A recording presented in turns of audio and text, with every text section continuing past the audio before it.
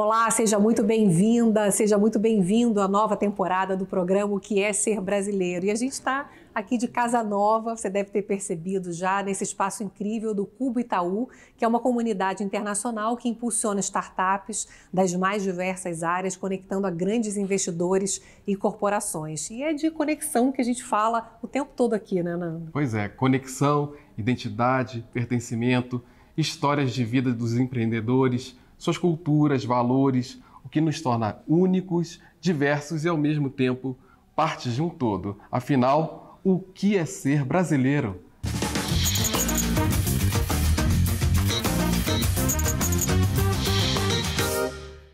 Hoje a nossa convidada é a Cris Dias, da rede de salões sustentáveis Laces & Hair. Cris, prazer te receber, obrigada. Prazer é meu, muito obrigado pelo convite. A gente gostaria de te perguntar inicialmente, quem é você? Sim, bom, meu nome é Cris Dias, sou mulher, 49 anos, brasileira paulistana, de origem de avós espanhóis e portugueses. Sou cabeleireira, cosmetóloga, especialista em saúde do cabelo com produtos naturais. Pois é, você está falando de origem de espanhóis e portugueses, né? A gente sabe que tem uma história de um avô que tem tudo a ver com a sua profissão, né? E eu queria que você contasse essa história desse avô que era barbeiro e que veio lá da Espanha, né? Isso. Como muitos imigrantes, né? Conta um pouco da história dele. Eu sou muito feliz de ter essa origem aí, né? Porque é uma história bonita, minha mãe conta muito. Meu avô era um barbeiro naturalista que veio para o Brasil em mais ou menos 1920, né? Veio para se casar com a namorada, que estava vindo com a família, né, para o Brasil. E aí conta minha mãe que veio uma história meio de Titanic, assim, meio escondido até no meio os pais dele não sabiam e, enfim, veio com ela para o Brasil. Tiveram 7 filhos. Minha mãe é a filha caçula, Nossa, a 7ª filha. Isso é amor, hein? É muito lindo, né? A história, imagina, né? Em 1920, fugidos meio das situações que aconteciam na Europa, né? Ir para uma terra desconhecida, né? Enfim, mas construíram uma vida simples, mas uma vida de muito trabalho, né? Dentro daquilo que eles acreditavam, né? Meu avô tinha esse dom de fazer os próprios cosméticos, ele tinha fórmulas naturais, que ele fazia de forma bem artesanal, a gente fala que foi no fogão da casa dele, né? Shampoo, condicionadores, e ele era muito conhecido por esse trabalho de cosméticos naturais. Então, Você não conheceu ele, né? Infelizmente não, porque quando eu nasci, eu sou filha caçula da minha mãe. Então, que é a caçula dele? Que é a caçula dele, então ele já era falecido. A minha avó que contava muito essa história, né, dele gostar muito de coisas naturais e trabalhar com isso. E minha mãe herdou um pouquinho desses saberes. Você tem ideia? Alguém da família falava sobre isso? Por que ele tinha essa vontade, esse desejo de fazer fórmulas naturais? Então, você sabe que eu falo que a minha avó, apesar dela ser maravilhosa, ela era uma espanhola muito brava, muito severa, e não era de muito papo, né? Então, ela contava algumas coisas, mas nunca era um papo assim de horas. Então, a gente não sabe muito, até uma coisa que eu quero resgatar muito da minha história é saber muito de onde vem, né, esse amor pela natureza, porque a minha conexão é muito forte, então eu percebo hoje com 49 anos o quanto isso me restaura e eu acho que era muito dele justamente cuidar das pessoas, né? Ele tinha um trabalho de cuidar do couro cabeludo das pessoas, de algumas doenças, né, com infusões de chás, e era o que ele acreditava. Eu não sei exatamente de onde vem isso, mas ele vem de uma região da Galícia, que é da Espanha, que eu não conheço, mas é um lugar que tem muita natureza. Então dizem que é muito parecido com essa parte, com essa parte que a gente tem do Brasil, que tem muito verde, que é muito verde. Então eu acredito que vem disso, né? E a sua mãe foi a única filha que seguiu os saberes do seu avô, né? Todos os meus tios, eles têm a ligação com a beleza. Então eu tenho tios que são barbeiros, que foram manicures, né? Tem essa ligação. Só que esse lado da beleza natural foi a minha mãe que seguiu. Ela é uma apaixonada, sempre foi também uma mulher muito empreendedora, muito forte. Ela que abriu o salão, né? Ela que começou o salão. Quando foi que ela começou? 1987. Foi o primeiro Laces? Isso. E já era esse nome? Já era esse nome. E o Laces, ele era um salão familiar, onde só a família trabalhava, né? E tinha toda uma metodologia desse cuidado, né? Porque a gente tem esse espaço onde a gente fala que cortar cabelo, fazer coloração é importante, mas o cuidado, né, de acolher a pessoa, fazer uma massagem, ter os aromas da natureza, esse contato com a natureza é o que a gente fala do core business, né? É aquilo que a gente acredita de verdade ser a entrega que a gente faz. O Cris estava falando da sua mãe e você herdou isso, né? Porque você começou a trabalhar com 15 anos lá no salão. Conta um pouco, como é que você começou?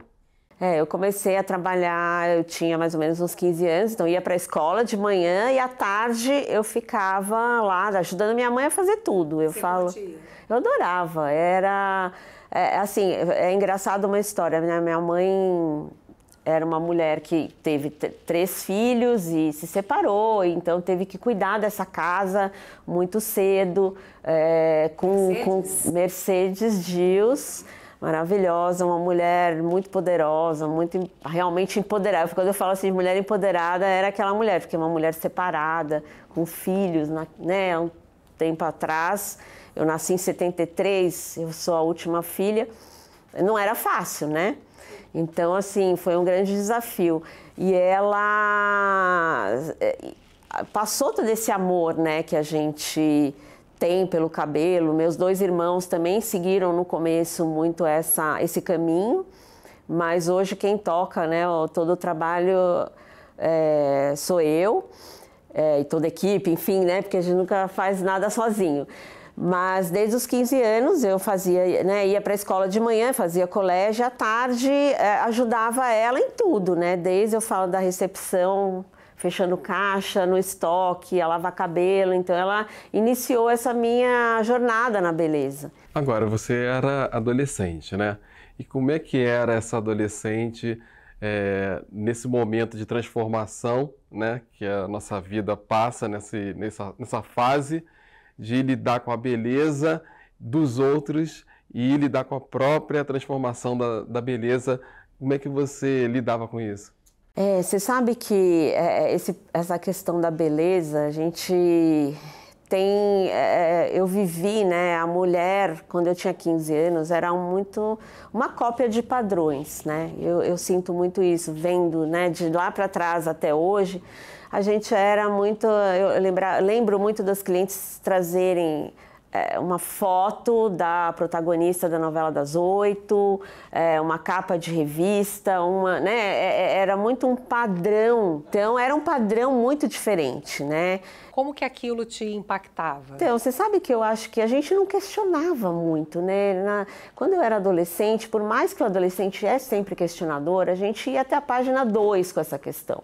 Né? A gente não questionava muito, não era muito transgressor disso. Né? Hoje a gente permite muito mais que os nossos filhos falem, que eles sejam diferentes, que eles queiram seguir o caminho deles. Você se sentia obrigada a estar sempre montada? Eu não era eu sempre fui uma pessoa mais natural, assim, né? Eu sempre fui aquela adolescente do cabelão, né? Do cabelo mais natural, nunca tingi o meu cabelo de uma cor diferente.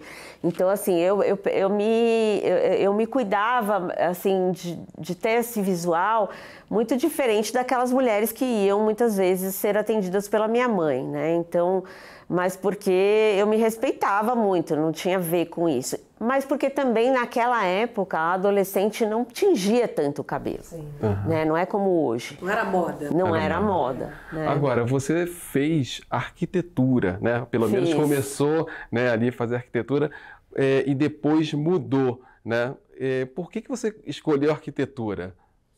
Olha, eu gostava muito, eu gosto muito dessa coisa do design, é algo que me chama muita atenção. Até hoje eu falo que eu sou uma arquiteta apaixonada, porque eu gosto muito do design, até as nossas unidades, ela tem muito dessa dessa preocupação com a imagem, a gente tem obras de arte, né? Então a gente faz muito essa conexão do indivíduo comum, que muitas vezes não iria numa galeria? Iria, mas veria aquela obra de arte muito naquele momento só de visita à galeria. Então a gente quis trazer isso para o ambiente comum, né? Eu fiz 2 anos de arquitetura, porque depois engravidei e acabou que a vida foi me trazendo de volta para a beleza. Hoje eu sou muito feliz com isso, eu acho que a arquitetura me trouxe esse know-how do design e também de entender o ser humano como centro da preocupação de construção de alguma coisa, né? Que a arquitetura é isso, né? Para quem que você faz? Né? Eu me lembro muito dos meus professores, para quem que você faz esse ambiente? Para quem vai morar dentro desse ambiente. Para quem que você faz um cabelo, um cuidado de beleza? Para quem vai usar esse cabelo? Mas aí você mudou, mas o que fez você mudar e voltar para a área da beleza? Eu achei um pouco a obrigação de ter um filho, né? A arquitetura na época era uma profissão que foi muito difícil entrar na faculdade, porque era difícil, era bem concorrido e era uma faculdade muito cara e que dependia muito de você ter muito tempo disponível para fazer os trabalhos de faculdade. Eu não poderia trabalhar. E aí eu falei, putz, com filho, com responsabilidade, com coisas a fazer, eu falei, não, eu preciso voltar para trabalhar, para ter a renda, né, para você conseguir. E aí acabei mergulhando na beleza, fui estudar fora, fui fazer especialização, fui fazer vários cursos e acabei me apaixonando e que me trouxe para a beleza também olhando esse olhar do cabeleireiro, não só como essa cópia de padrões que a gente foi trazendo muito, né, de lá daquela época, mas sim olhando, porque antigamente o que acontecia? A mulher sentava na cadeira e o cabeleireiro não perguntava o que ela queria representar. Perguntava, por mais que ela trouxesse uma foto do padrão lá, era o que eu acho que é bom para você. Sem muito ouvir essa interação, né, de o que você quer representar com a sua imagem? Né? O que você vê quando você olha no espelho? Né? Porque é isso, eu acho que assim, é você ser a sua melhor versão. Eu acredito muito nesse estilo de beleza. Você tem muita ligação com o seu avô, com os saberes que ele passou para sua mãe, para você, com todo esse saber das ervas. O que você sente quando manipula esses elementos? É um sentimento de você conectar as pessoas. Eu acho que assim, a gente foi se desconectando, né, a gente tem a conexão pela alimentação, mas pouco por aquilo que a gente passa na nossa pele, no nosso cabelo, né? Se a gente pensar que a nossa pele é o nosso maior órgão, né, e tudo que a gente passa e tudo que a gente usa, a gente também descarta no meio ambiente, pode poluir. Eu vejo a beleza, esse contato com o cosmético, esse contato com o trabalho que é feito dentro dos nossos espaços, muito uma oportunidade de reconexão com a natureza. A gente acabou, por exemplo, de fazer um projeto que chama Gerânio, que é para o mês da mulher. O gerânio é uma planta que ela é muito feminina, ela é a planta do alto amor, né? Pela capacidade de bem-estar que ela promove, de equilíbrio, de melhora da ansiedade. Então é isso, o alimento quando você... ele nutre o seu corpo pela capacidade nutritiva de vitaminas, de aminoácidos e proteínas que ele tem. O cosmético, ele te nutre a sua pele, mas também o seu sistema sensorial. Né? Então, quando eu vou desenvolver um cosmético, eu penso muito nisso. Né? O que eu quero nutrir essa pessoa? Né? Do que eu quero nutrir?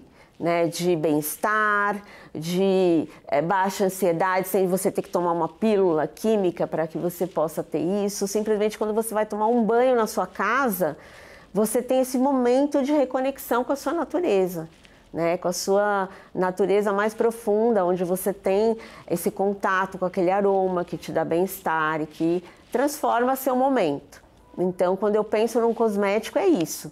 Né, você trazer essa propriedade que muitas vezes está distante para que ele tenha um momento de cuidado e que você pode se reconectar com isso. A gente vai fazer um intervalo rapidinho e volta já.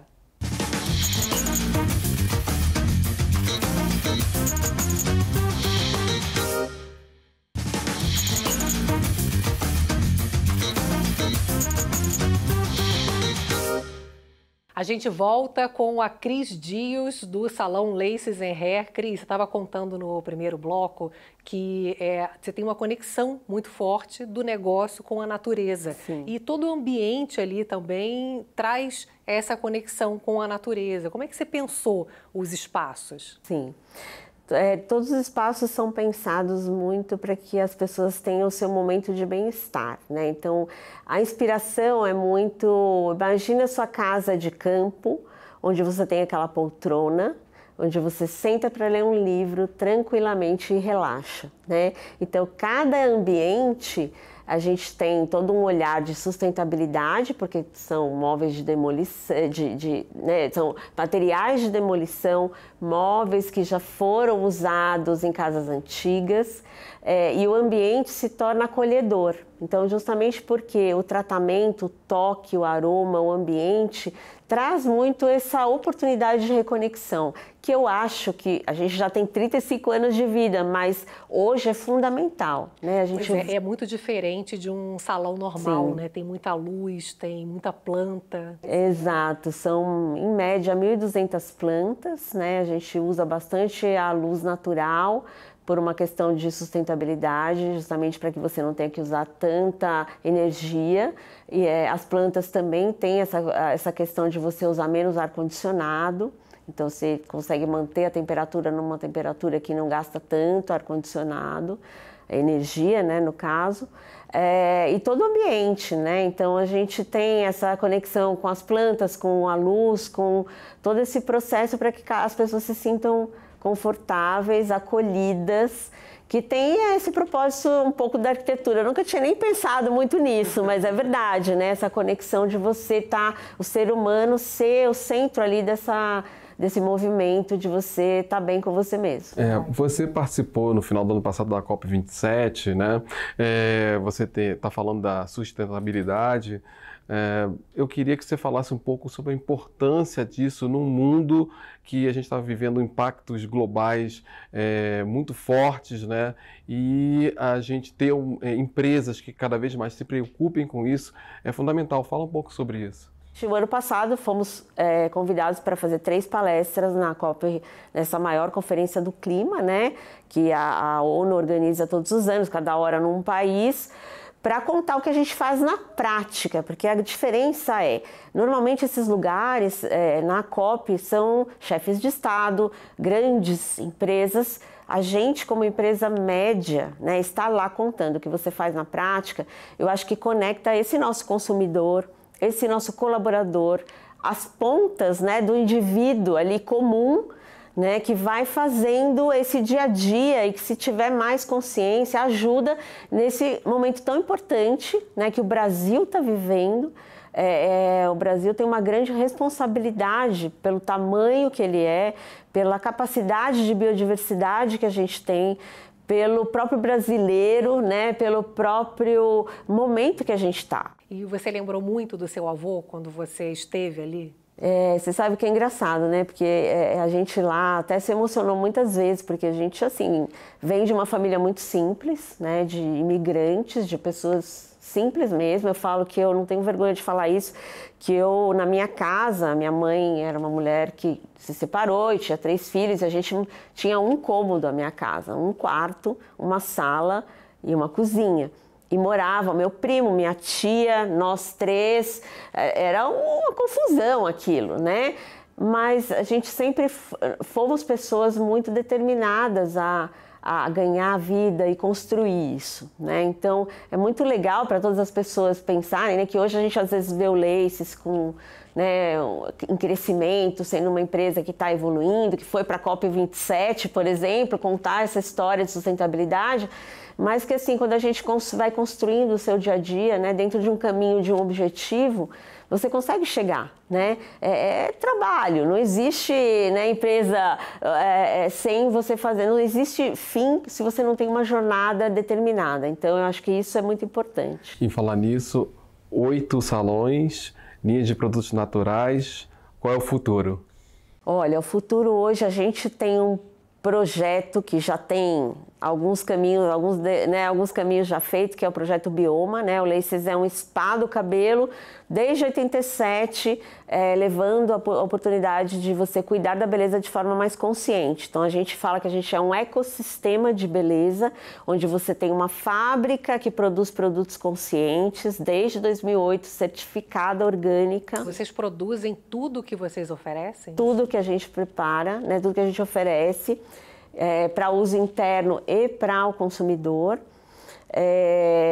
ter a oportunidade de ter o cuidado em casa, né, de forma mais consciente. A gente tem todo um sistema de educação dos nossos colaboradores, então todas as pessoas que trabalham dentro do Laces têm toda uma formação dentro desse processo. O atendimento tem todo um lado social, né, onde a gente devolve um pouco para a sociedade, né? Então a gente fala que o cliente ele é o centro disso, porque quando ele consome isso, ele acaba tendo toda uma devolução para o meio ambiente e para o social, esse recurso, né? Então, através dos nossos projetos sociais, a gente tem Bem Querer Mulher, que são mulheres que sofrem violência doméstica, tem projeto no Paraisópolis, com o Balé Paraisópolis, com os indígenas do Xingu.